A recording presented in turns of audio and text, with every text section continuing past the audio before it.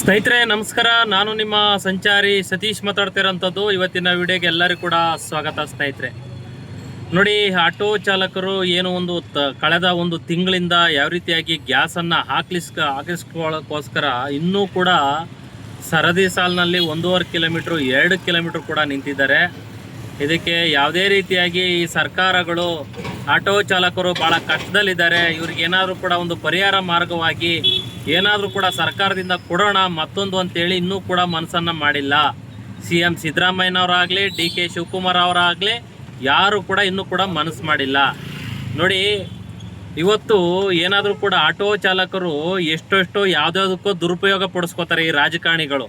ಅವರ ಎಲೆಕ್ಷನ್ ಬಂದಾಗ, ಬೆಂಗಳೂರಿನಲ್ಲಿ ಎಲೆಕ್ಷನ್ ನಡಿಬೇಕಾದ್ರೆ, ಮತ್ತೊಂದು ಯಾವುದೇ ಒಂದು ಫಂಕ್ಷನ್ ಆಗಲಿ ಮತ್ತೊಂದಾಗಲಿ ಇವ್ರನ್ನ ಆಟೋ ಚಾಲಕರನ್ನು ಫ್ಲೆಕ್ಸ್ ಹಾಕ್ಕೊಂಡು ಮೈಕ್ ಹಾಕ್ಕೊಂಡು ಪ್ರಚಾರ ಮಾಡೋಕ್ಕೋಸ್ಕರ ಉಪಯೋಗಿಸ್ಕೊಳ್ತಾರೆ ಹೊರತು ಇವರಿಗೆ ಕಷ್ಟ ಬಂದಿದೆ, ಇವ್ರಿಗೇನಾದ್ರು ಒಂದು ಕುಟುಂಬಕ್ಕೆ ಸಹಾಯ ಮಾಡೋಣ ಮತ್ತೊಂದು ಅಂತೇಳಿ ಯಾವೊಬ್ಬ ರಾಜಕಾರಣಿಗಳು ಕೂಡ ಮಾಡ್ತಾ ಇಲ್ಲ ಸ್ನೇಹಿತರೆ. ಹಾಗಾಗಿ ಪ್ರತಿಯೊಬ್ಬ ನಮ್ಮ ಆಟೋ ಚಾಲಕರಿಗೆ ಹೇಳಕ್ಕೆ ಬಯಸ್ತೇನೆ, ಇಂಥ ರಾಜಕಾರಣಿಗಳು ಯಾವನೇ ಒಬ್ಬ ಕರೆದ್ರೂ ಕೂಡ ಹೋಗಬೇಡಿ. ಅವರ ಒಂದು ಎಂಜಿ ಕಾಸಿಗೋಸ್ಕರ ಆಟೋ ಮೇಲೆ ಮೈಕ್ ಹಾಕ್ಕೊಂಡು ಅವ್ರ ಸ್ಟಿಕ್ಕರ್ ಹಾಕ್ಕೊಂಡು ಮೆರವಣಿಗೆ ಮಾಡ್ತಕ್ಕಂಥ ಕೆಲಸವನ್ನು ಮಾಡಬೇಡಿ. ನಮ್ಮ ಕಷ್ಟಕ್ಕೆ ಯಾರು ಸ್ಪಂದಿಸ್ತಾರೆ ಅಂಥವ್ರ ಚಿತ್ರವನ್ನು ಹಾಕ್ಕೊಂಡ್ರೆ ಅಟ್ಲೀಸ್ಟ್ ಅವ್ರ ಋಣವನ್ನು ತೀರಿಸ್ದಂಗೆ ಆಗುತ್ತೆ ಸ್ನೇಹಿತರೆ. ನೋಡಿ, ಆಟೋ ಚಾಲಕರು ಕಷ್ಟಪಡ್ತಾ ಇದ್ದಾರೆ ಅಂತೇಳಿ ಏನು ಧ್ರುವ ಸರ್ಜರ್ ಅವರು 25 ಲಕ್ಷ ರೂಪಾಯಿಗಳನ್ನು ದೇಣಿಗೆಯನ್ನು ಕೊಟ್ಟಿದ್ದಾರೆ. ಆಟೋ ಚಾಲಕರಿಗೆ ಯಾವುದೇ ಒಂದು ರೂಪದಲ್ಲಿ ಸಹಾಯ ಮಾಡೋಣ ಅಂತೇಳಿ ಅವರು 25 ಲಕ್ಷವನ್ನು ದೇಣಿಗೆ ಕೊಟ್ಟು ಆ ಭಾಗಗಳಲ್ಲಿ ಬೆಂಗಳೂರು ಆಗಿರ್ಬೋದು, ಇಡೀ ಕರ್ನಾಟಕ ಭಾಗದಲ್ಲಿ ಎಲ್ಲೆಲ್ಲಿ ಸಮಸ್ಯೆಯನ್ನು ಎದುರಿಸ್ತಾ ಇದ್ದಾರೆ ಆ ಭಾಗಗಳಿಗೆ ಅವ್ರ ಟೀಮ್ ಹೋಗಿ ತಲಾ ಒಂದು 500 ರೂಪಾಯಿ ಗ್ಯಾಸನ್ನು ಹಾಕ್ಸ್ತಕ್ಕಂಥ ಕೆಲಸವನ್ನು ಧ್ರುವ ಸರ್ಜರ್ ಅವರು ಕೂಡ ಮಾಡಿದ್ದಾರೆ ಸ್ನೇಹಿತರೆ. ಅವರಿಗೆ 2 ಸಾವಿರನ ಹೇಳಕ್ಕೆ ಬಯಸ್ತೇನೆ. ಹಾಗೆ ನಮ್ಮ HD ಕುಮಾರಣ್ಣವರು ಕೂಡ ಅವರ ಒಂದು ಏನು JDS ಬೆಳ್ಳಿಯ ಒಂದು ಹಬ್ಬದ ಪ್ರಯುಕ್ತ ಏನು ಬೆಂಗಳೂರು ನಗರದಲ್ಲಿ ಏನು ಗೊಮಟ ಅಂತೇಳಿ ಒಂದು ಇಲ್ಲಿ ಫಂಕ್ಷನ್ ಮಾಡಿದರು. ಅಲ್ಲೂ ಕೂಡ ಹೆಬ್ಬಾಳ ಭಾಗದ ಒಬ್ಬರು ಮುಖಂಡರುಗಳು ಏನು 900 ಹೆಚ್ಚಕ್ಕೂ ಆಟೋ ಚಾಲಕರಿಗೆ ತಲಾ 50,000 ರೂಪಾಯಿ ಅಂತಂದರೆ 5,000 ರೂಪಾಯಿಗಳನ್ನು ಕೊಡ್ತಕ್ಕಂಥ ಕೆಲಸವನ್ನು ಮಾಡಿದ್ರು ಸ್ನೇಹಿತರೆ. ಅವ್ರಿಗೂ ಕೂಡ ನಾವು ಆಟೋ ಚಾಲಕರ ಪರವಾಗಿ 2 ಸಾವಿರನ ಹೇಳಕ್ಕೆ ಬಯಸ್ತೇನೆ. ಹಾಗೆ ವಿನೋದ್ ರಾಜ್ರವರು ಅವರು ಏನು ನೆಲಮಂಗಲ ಭಾಗದಲ್ಲಿ ಹಲವಾರು ಸಮಾಜಮುಖಿಗಳ ಕೆಲಸಗಳನ್ನು ಮಾಡ್ತಾ ಇರ್ತಾರೆ. ಅವರು ಕೂಡ ಆಟೋ ಚಾಲಕರು ಭಾಳ ಕಷ್ಟಪಡ್ತಾ ಇದ್ದಾರೆ ಅಂತೇಳಿ ಅವರು ಅವರ ಮನೆಗೆ ಕರೆಸಿ ಅವರು ಒಂದು ದಿನಸಿ ಕಿಟ್ಟನ್ನು ಕೊಡ್ತಕ್ಕಂಥ ಕೆಲಸವನ್ನು ಮಾಡಿ ಅಲ್ಲಿ ಬಂದಂಥ ಆಟೋ ಚಾಲಕರಿಗೆ ಏನು ಊಟವನ್ನು ಕೊಟ್ಟು ಆ ರೀತಿಯಾಗಿ ಮಾನವೀಯತೆಯನ್ನು ಮೆರೆದಿದ್ದಾರೆ ಸ್ನೇಹಿತರೆ. ಅವ್ರಿಗೂ ಕೂಡ ನಾವು 2 ಸಾವಿರನ ಆಟೋ ಚಾಲಕರ ಪರವಾಗಿ ಹೇಳಬೇಕಾಗ್ತದೆ ಸ್ನೇಹಿತರೆ. ಹಾಗೆ ಇನ್ನೊಬ್ಬರು ಕೂಡ ರಚಿತಾ ರಾಮ್ ಅಂತೇಳಿ ಡಿಂಪಲ್ ಕ್ಲೀನು ಏನು ಹೀರೋಯಿನ್ ಅಂತೇಳಿ ಕರೆಯಲ್ಪಡ್ತಾರೆ. ಅವರು ಕೂಡ ಆಟೋ ಚಾಲಕರಿಗೆ ಸ್ಪಂದಿಸಿ ಏನು ಅವರಿಗೆ ಅಕ್ಕಿಯನ್ನು ಕೊಡುವ ಮುಖಾಂತರ ಅವರು ಕೂಡ ಸ್ಪಂದಿಸಿದ್ದಾರೆ ಅನ್ನೋದನ್ನು ಈ ಸೋಷಿಯಲ್ ಮೀಡಿಯಾದಲ್ಲಿ ಮತ್ತೊಂದರಲ್ಲಿ ಎಲ್ಲ ಕೂಡ ನೋಡ್ತಾ ಇದ್ದೀವಿ. ಇವರು ಏನು 4 ಜನ ಇದ್ದಾರೆ, ಇವರು 4 ಜನ ಮಾತ್ರನೇ ಇರೋದು ಕರ್ನಾಟಕದಲ್ಲಿ. ಇನ್ನು ಉಳಿದಂಥ ಎಂತೆಂಥ ಫಿಲಮ್ ಸ್ಟಾರ್ಗಳು ಮತ್ತೊಬ್ಬರು ಎಂತೆಂಥವ್ರು ಅವ್ರಿಗೆಲ್ಲ ಕಣ್ಣಿಗೆ ಕಾಣ್ತಾ ಇಲ್ವಾ? ಇವರ ಫಿಲಮ್ಗಳು ರಿಲೀಸ್ ಆದಾಗ ಮಾತ್ರ ಆಟೋ ಚಾಲಕರು ಬೇಕಾಗ್ತಾರೆ. ಆಟೋ ಚಾಲಕರು ಕಷ್ಟದಲ್ಲಿದ್ದಾರೆ, ಅವರ ಕುಟುಂಬಕ್ಕೆ ಸಹಾಯ ಮಾಡುವಂಥ ಮನಸ್ಥಿತಿ ಕರ್ನಾಟಕ ಇಂಡಸ್ಟ್ರಿಯಲ್ ಹೀರೋಗಳಿಗೂ ಇಲ್ಲ, ಕೆಲವೊಂದು ಹೀರೋಗಳಿಗೆ ರಾಜಕಾರಣಿಗಳಿಗೂ ಇಲ್ಲ. ನೋಡಿ, ಆಟೋ ಚಾಲಕರೇ ಈಗಲಾದರೂ ಕೂಡ ಬುದ್ಧಿಯನ್ನು ಕಲಿತ್ಕೊಳ್ಳಿ. ಯಾಕೆಂತಂದರೆ ನಾವು ಯಾವ ರೀತಿಯಾಗಿ ಇವತ್ತು ಆಟೋಗಳನ್ನು ಎಲ್ಲಿ ಗ್ಯಾಸ್ ಸಿಗ್ತದೆ ಅಲ್ಲಿಗೆ ಹೋಗಿ 2 ಕಿಲೋಮೀಟ್ರು 1 ಕಿಲೋಮೀಟ್ರು 150-200 ಗಾಡಿಗಳನ್ನು ಹೆಚ್ಚಕ್ಕೂ ಅದು ಹಾಕಿಸ್ಕೊಂಡು ಆದಮೇಲೆ ನಾವು ಗ್ಯಾಸನ್ನು ಹಾಕಿಸ್ಕೊಳ್ತಾ ಇದ್ದೀವಿ.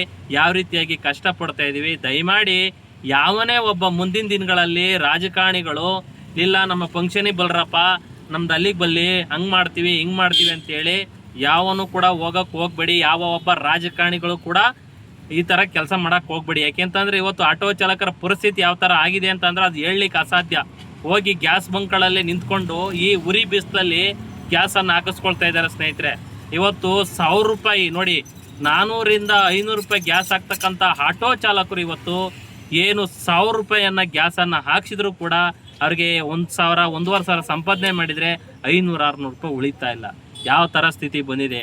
ಈ ಕಡೆ ಸರ್ಕಾರದವರ ಮುನಿಯಪ್ಪನವ್ರು ಹೇಳ್ತಾರೆ, ಇಲ್ಲಪ್ಪ ನಾವು ಪ್ರೈವೇಟ್ ಏಜೆನ್ಸಿಗಳನ್ನು ಕರೆಸಿ ಅವರು ಮಾತುಕತೆ ಮಾಡಿ ಏನೋ ಒಂದು ಪರಿಹಾರ ಮಾಡ್ತೀವಿ ಮತ್ತೊಂದು ಅಂತ ಹೇಳ್ತಾರೆ. ಇವ್ರಿಗೆ ಕೇಳಿದರೆ ರಾಜ್ಯ ಸರ್ಕಾರದವ್ರು ಕೇಳಿದರೆ ಕೇಂದ್ರ ಸರ್ಕಾರ ಕೇಳಿ ಅಂತಾರೆ, ಕೇಂದ್ರ ಸರ್ಕಾರದವ್ರ ನಾಯಕರನ್ನ ಕೇಳಿದರೆ ರಾಜ್ಯ ಸರ್ಕಾರದವ್ರು ಕೇಳಿ ಅಂತಾರೆ. ಇಲ್ಲಿಯ 28 ಜನ ಏನು MP ಗಳು ಹೋಗಿದ್ದಾರೆ, ಒಬ್ಬನೇ ಒಬ್ಬ ಧ್ವನಿ ಎತ್ತಕ್ಕಂಥ ಕೆಲಸವನ್ನು ಒಬ್ಬನೇ ಒಬ್ಬ ಮಾಡಿಲ್ಲ ರೀ. ಕೋಟಿಯನ್ನು ಲೂಟಿ ಮಾಡಿಕೊಂಡು ಕೋಟಿ ಇವ್ರ ಮನೆ ಹತ್ರ ಕೊಳಿತಾ ಬಿದ್ದಿದೆ. ಬಡವ್ರ ಬಗರಿಗೆ ಕರೆದು ಒಂದು ರೇಷನ್ನು ಇಲ್ಲ ಅವ್ರಿಗೆ ಏನು ಸಮಸ್ಯೆ ಆಗಿದೆ ಅದಕ್ಕೊಂದು ಸ್ಪಂದಿಸ್ತಕ್ಕಂಥ ಕೆಲಸವನ್ನು ಈ ಒಬ್ಬ ರಾಜಕಾರಣಿಗಳು ಮಾಡ್ತಾ ಇಲ್ವಲ್ಲ. ಇವರಿಗೆ ಏನು ಕೋಟಿ ಇದ್ರೆ ಏನು ಮಾನ್ಯತೆ ಮುಖ್ಯ ಮೈನು. ಇವ್ರು ಏನನ್ನ ಹಂಗೆ ಮಾಡಿದೆ ಹಿಂಗೆ ಮಾಡಿದೆ ಅಂತೇಳಿ ಜನರ ಮುಂದೆ ಬಂದು ಬಿಲ್ಡಪ್ ಕೊಟ್ಟು ಮತ್ತೊಂದು ಅಂತೇಳಿ ಈ ರೀತಿಯಾಗಿ ಉಡಾಪೆ ಉತ್ತರಗಳನ್ನು ಕೊಟ್ಟು ಸ್ಟೇಜ್ ಮೇಲೆ ಬಾಯರ್ಕೊಂಡು ಭಾಷಣ ಮಾಡ್ತಾರೆ. ಆದರೆ ಈ ಬಡವ್ರ ಬಗ್ಗೆ ಈ ಥರ ಕಷ್ಟಪಡ್ತಾ ಇದ್ರೆ ಮಧ್ಯಮದವ್ರು ಆಟೋ ಚಾಲಕರು ಇವತ್ತು ದುಡಿದ್ರೆ ದುಡಿಮೆ, ಅವತ್ತು ಕುಟುಂಬವನ್ನು ಏನು ಮಾಡಬೇಕು, ಯಾವ ರೀತಿ ನಿರ್ವಹಣೆ ಮಾಡಬೇಕು, ಏನು ಇನ್ನು ಸ್ಕೂಲ್ ಅಡ್ಮಿಷನ್ಗಳು ಬರ್ತಾ ಇದೆ. ಇಲ್ಲಿ ಈ ರೀತಿಯಾಗಿ ಸಮಸ್ಯೆಗಳನ್ನು ಬಗೆಹರಿಸೋದ್ಬಿಟ್ಟು ಈ ರಾಜಕಾರಣಿಗಳು ಇಲ್ಲಿ ಏನೂ ಆಗಿಲ್ವೇನೋ ಅನ್ನೋ ರೀತಿಯಲ್ಲಿ ಸ್ಪಂದಿಸ್ತಕ್ಕಂಥ ಕೆಲಸವನ್ನು ಮಾಡ್ತಾ ಇದ್ದಾರೆ ಸ್ನೇಹಿತರೆ. ಹಾಗಾಗಿ ನಮ್ಮ ಕಷ್ಟ ಕಾಲಕ್ಕೆ ಯಾರು ಸ್ಪಂದಿಸ್ತಾರೆ ಅವರ ಮುಂದಿನ ದಿನಗಳಲ್ಲಿ ನಾವು ಅವರಿಗೆ ಒಂದು ಯಾವುದೇ ರೀತಿಯಾಗಿ ಅವ್ರನ್ನ ಋಣ ತೀರಿಸ್ತಕ್ಕಂಥ ಕೆಲಸವನ್ನು ಪ್ರತಿಯೊಬ್ಬ ಆಟೋ ಚಾಲಕರು ಕೂಡ ಮಾಡಬೇಕಾಗ್ತದೆ ಸ್ನೇಹಿತರೆ. ಇವ್ರು ಏನಿದ್ದಾರೆ, ಕುಮಾರಣ್ಣ ಆಗಿರ್ಬೋದು, ಏನು ಧ್ರುವ ಸರ್ಜರ್ ಅವರಾಗಿರ್ಬೋದು, ರಚಿತಾರಾಮ್ ಆಗಿರ್ಬೋದು, ಆಗ ವಿನೋದ್ ರಾಜ್ ಅವರು ಕೂಡ ಆಗಿರ್ಬೋದು, ಇವ್ರುಗಳಿಗೆ ಮುಂದಿನ ದಿನಗಳಲ್ಲಿ ಏನು ಅವ್ರ ಏನಾರ ಸಮಸ್ಯೆ ಮತ್ತೊಂದು ಯಾವ್ದಾರು ಒಂದು ಫಿಲಮ್ ಮತ್ತೊಂದು ಬಂದಂಥ ಟೈಮ್ನಲ್ಲಿ ಅವರಿಗೆ ನಾವು ಖಂಡಿತವೂ ಕೂಡ ಪ್ರಚಾರವನ್ನು ಕೊಡಲೇಬೇಕಾಗ್ತದೆ. ಯಾಕೆ ಅಂತಂದರೆ ಇವತ್ತು ನಮ್ಮ ಕಷ್ಟಕ್ಕೆ ನಿಂತಿರೋದು ಇವ್ರುಗಳಿಗೆ ಮಾಡೋದ್ರಲ್ಲಿ ಏನು ತಪ್ಪಿಲ್ಲ.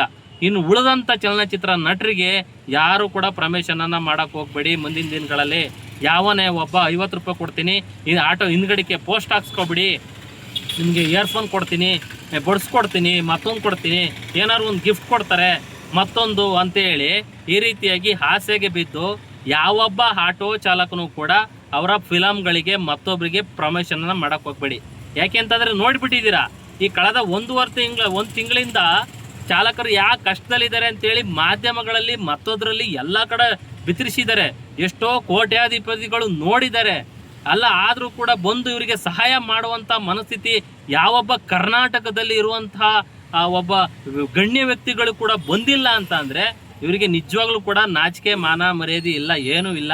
ಯಾಕೆ ಅಂತ ಅಂದರೆ ಅವರ ಮನೆಗೋಸ್ಕರ ಸೀಮಿತ ಆಗ್ತಾರೆ. ಸೆಲೆಬ್ರಿಟಿಗಳು ಮತ್ತೊಂದು ಬಂದಂಥ ಟೈಮ್ನಲ್ಲಿ ಅವರು ಪ್ರಮೋಷನಿಗೆ ಮತ್ತೊಬ್ಬರಿಗೆ ಆಗ ನಾವು ಮಾತ್ರ ನೆನಪಾಗ್ತೀವಿ. ಕಷ್ಟ ಕಾಲದಲ್ಲಿ ಯಾವನೂ ಕೂಡ ನಮ್ಮ ಬಂದು ಕೈ ಹಿಡಿತಕ್ಕಂಥ ಕೆಲಸನ ಮಾಡಲ್ಲ.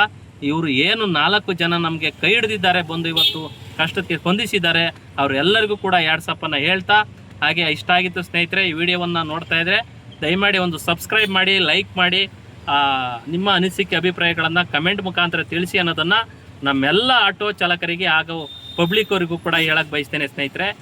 ಜೈ ಹಿಂದ್, ಜೈ ಕರ್ನಾಟಕ ಮಾತೆ.